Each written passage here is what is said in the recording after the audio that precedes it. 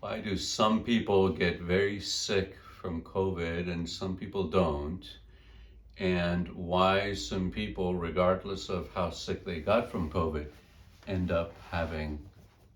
long-term fatigue as a result? The first question, of course, both questions I'm addressing in separate videos in more detail, but the answer to the first question, why people get acutely ill from COVID, probably has to do with how much COVID they got exposed to begin with. So if you ended up getting it from your spouse when you didn't know that he or she was infected, and it was in the asymptomatic viral shedding phase, then you slept next to someone who was putting out COVID all night long, you got a huge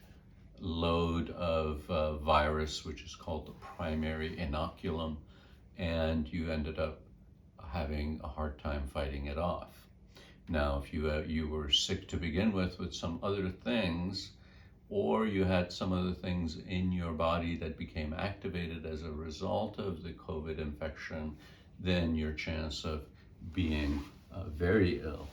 becomes very high. In fact, they've taken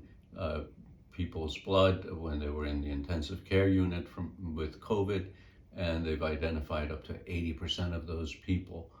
having active Epstein-Barr virus circulating in their bloodstream, so that at least that one co-infection is highly associated with severe illness from COVID. Other herpes viruses, as well as other atypical bacteria, have also been associated with a worse case, more severe case of COVID. The long-term complications of COVID seem to have to do